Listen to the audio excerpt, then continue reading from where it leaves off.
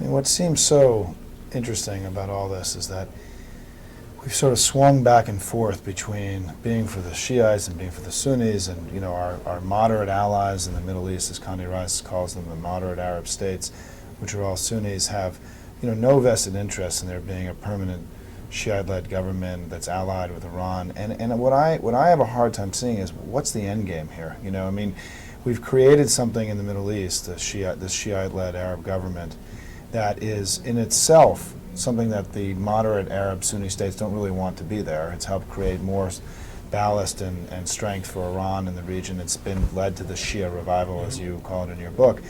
So how do we have over time this standoff between Iran and the Sunni states? How are we going to sort of create a peace process there that will allow this to, because it seems that the Sunnis just don't want there to be a Shia revival, and yet it's happened. They're fighting it, as you said. They're funding now radical extreme elements in Iraq today. What other examples could we look at in history? You mentioned some of that, just to bring this to sort of get to an end state, an end game for the next 5 to 10 years in the Middle East, because to me it just seems like we seem to be inevitably heading towards some kind of regional conflict right now without having any ability to stop it at this point. No, you're correct. I mean, first of all, the policy of trying to contain Iran by relying the Arab government means committing the region to some kind of a Cold War, if not an actual war. This is not a good end game for us, because also we have to realize the Arab governments cannot protect themselves alone. If we go down this path, we have to be prepared to be in the Middle East with large numbers of troops over the long run to continue containing Iran.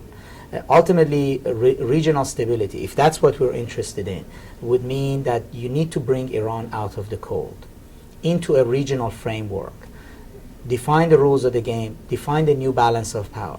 Not all Arab governments are happy with it, but end of the day, you have to deal with reality.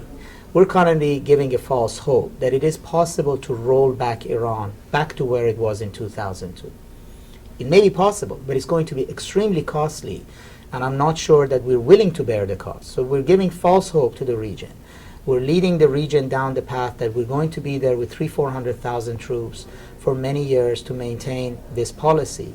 And it's going to commit us to a perpetual war in the Middle East and perpetual conflict with Iran, the largest power right now in the region.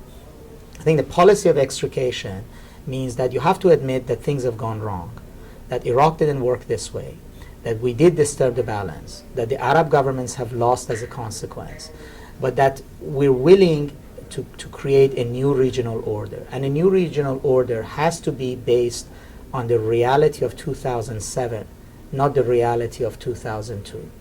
And that means you have to engage Iran, you have to accept its power, but you have to also get Iranians not to become committed to being the spoilers, but see something positive by participation. I think it's possible that the current administration is not willing to go down that path because in some ways it means that it has to accept that the vision that it had for the Middle East has failed, and the very idea of adopting a new vision has political costs associated with it, which it might not be prepared to undertake.